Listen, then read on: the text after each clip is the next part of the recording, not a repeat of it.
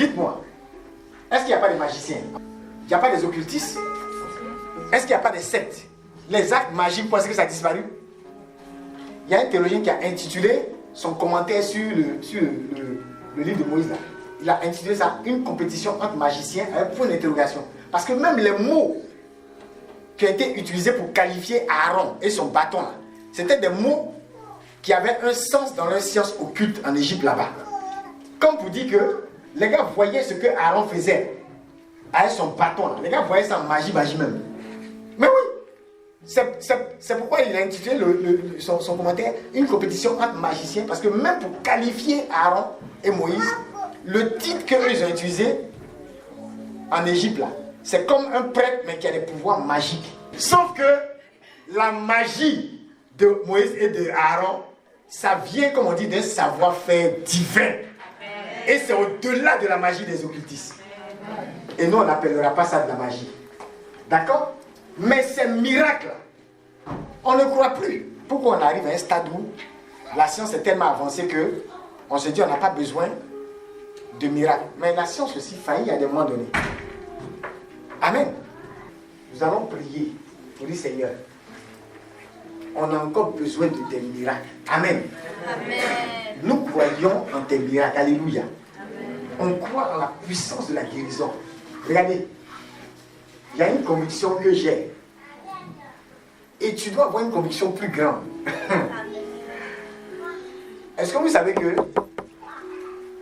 même chez nos frères pentecôtistes, où les gens sont plus habitués aux manifestations physiques, il y a des serviteurs de Dieu qui sont arrivés à un stade où ils ne font que prêcher et les guérisons se produisent. Est-ce que vous savez ça? C'est-à-dire ils ont mis dans la mentalité de leurs fidèles que la parole de Dieu guérit. Mais c'est pas ce que la Bible dit. Il envoyait sa parole et il est guéri. C'est quel son même? 103 ou 107 là? Hein? Ça laisse 107. Prenez 107, 20. On va voir. Ou 103 là. Il envoie sa parole et il est guéri. Ou bien la puissance de la parole. Il y a des croisades où les gens n'ont même pas, quand tu vois, matériellement, ils n'ont même pas le temps d'imposer les mains à chacun. Ou bien, impossible. 100 000, 200 000, 500 000. Des croisades, il y a. En Afrique, on peut voir même, il y a eu des rassemblements qui sont allés jusqu'à 7 millions dans le Nigeria voisin. Enfin, voisin de nous, quoi. 7 millions de personnes rassemblées en une seule nuit. Comment le gars va imposer les mains à tout le monde? Impossible. Mais côté catholique, on doit être, notre foi doit être à un niveau encore plus grand. Pourquoi? Parce que le catholique même n'a pas forcément, en tout cas la moyenne des catholiques, ils n'ont pas forcément même l'habitude d'attendre l'imposition de mains. Quand tu arrives dans les lieux saints, combien de prêtres ont le temps de vous imposer les mains? Avec le nombre de visiteurs qui passent à Padoue, plus de 6 millions chaque année, qui va imposer main à qui? Dans l'histoire même là, on te dit qu'au tombeau de Saint-Antoine même, des gens même qui étaient estropiés ont retrouvé l'usage de leurs jambes. Des témoignages extraordinaires sans l'intervention d'une main humaine. Donc on est habitué à ça, côté catholique. Moi je refuse cette mentalité là, où on sait décortiquer la parole avec nos philosophies, avec toutes nos théories, nos idéologies, mais ce que la parole a dit là, on sait décrire le mot grec hébreu. Mais maintenant, on dit, en France ici, il y a des occultistes qui sont en train de se lever. Dis à ton voisin, toi ton bâton d'Aaron est où ça? Où est la parole qui est donnée au Moïse? Où sont les Moïse de leur génération? Amen. Tu es là, c'est maintenant tu vas m'expliquer grec et puis hébreu. Dis à ton voisin, laisse ça. Nous tous on a compris que ce n'est pas serpent, que c'est crocodile. On dit maintenant, il faut tuer le crocodile. Alléluia. Il faut croire, ou bien. Et puis ça t'enlève, ça te coûte quoi? Tu payes une facture?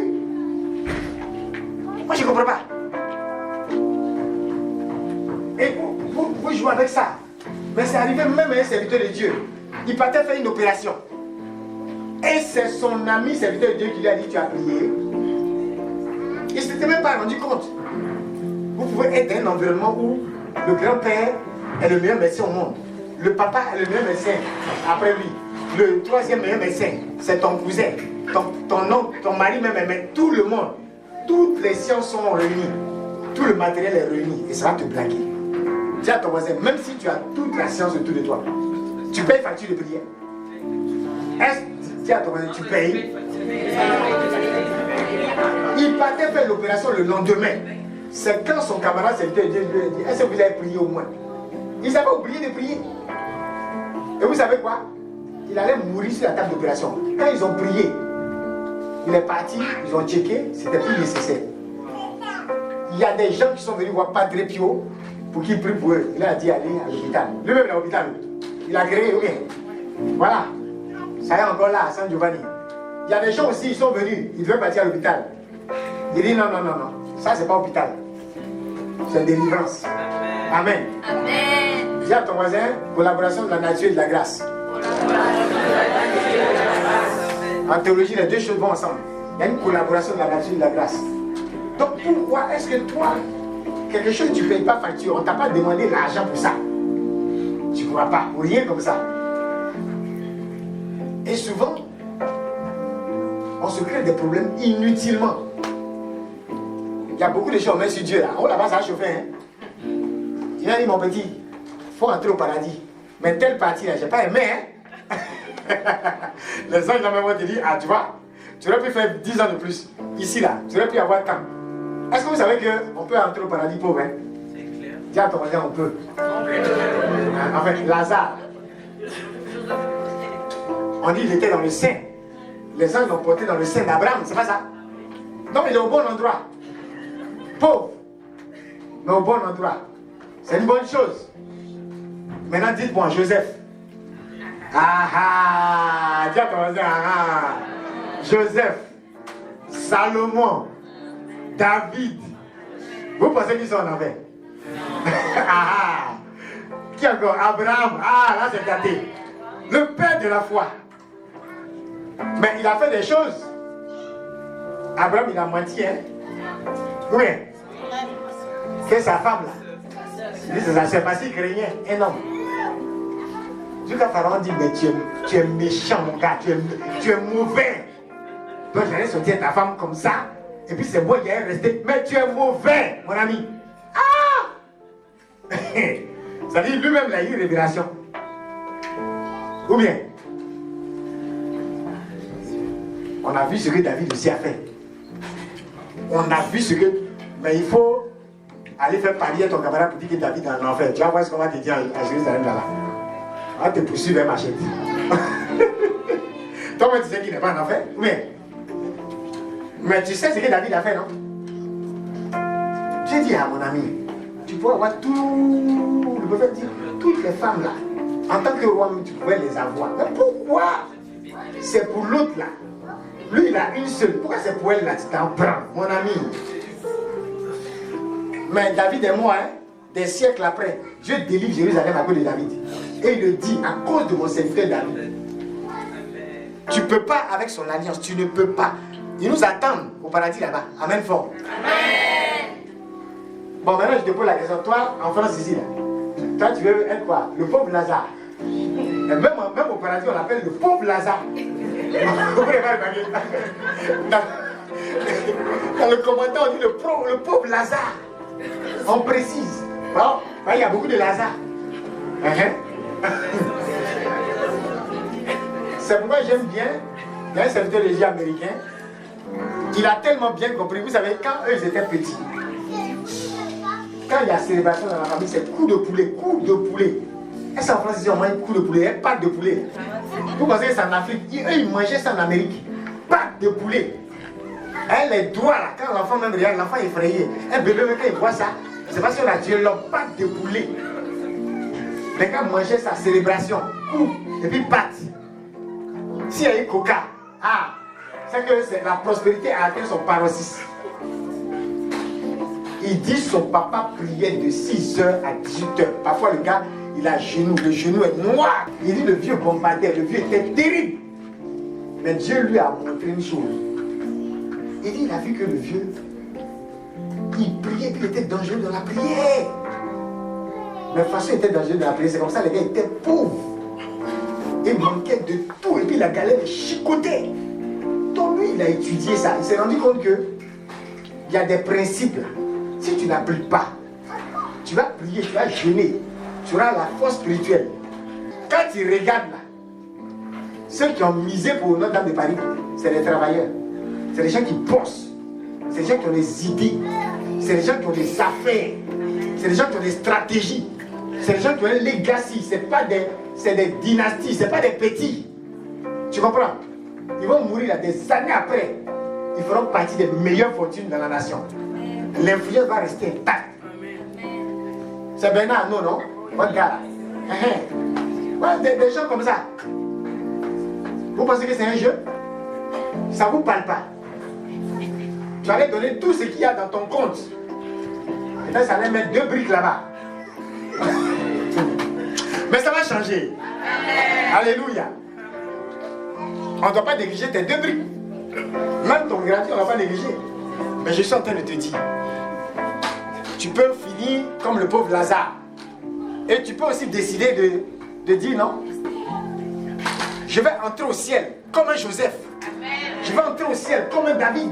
Amen. Je vais entrer au ciel comme un Abraham.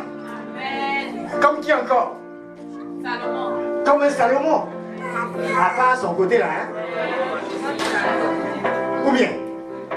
Donc les principes. Et vous savez quoi? Tellement que ce principe est réel, le petit, il ne priait pas comme son papa. Mais il est devenu l'un des serviteurs de Dieu les plus prospères en Amérique en son temps. Alors qu'il ne priait pas comme son papa.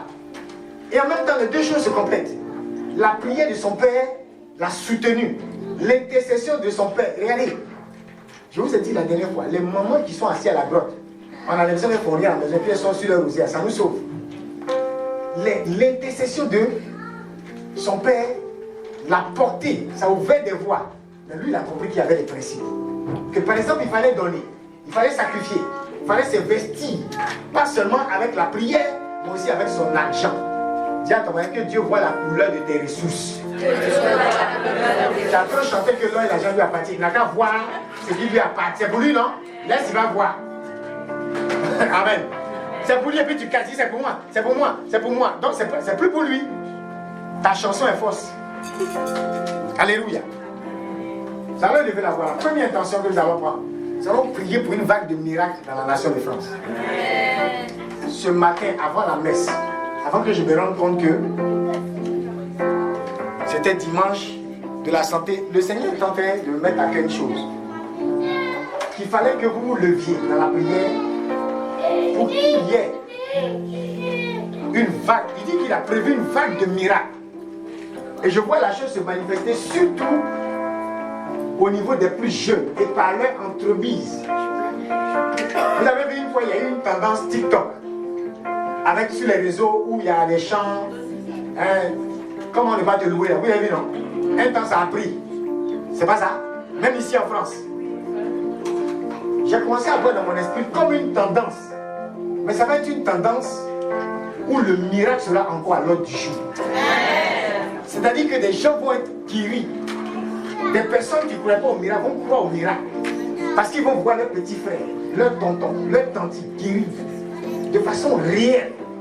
Et ça va commencer à faire le buzz. Je vois ça. Et le Seigneur veut qu'on prie. Parce qu'il y a des choses comme ça qui doivent faire le buzz. Il n'est pas normal qu'on range le miracle au placard alors qu'il y a des gens qui en ont besoin. Et on ne parle qu'un langage philosophique. Là où ça emmène des gens à discuter, à ne plus comprendre, s'accrocher à la puissance de Dieu. Certains même sont découragés. Et d'autres dépriment. Parce qu'ils ont perdu le sens de la puissance de Dieu. On va prier pour que le Seigneur nous redonne le sens de sa puissance.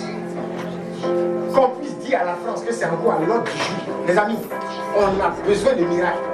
On a besoin du surnaturel. La vie même n'est pas naturelle.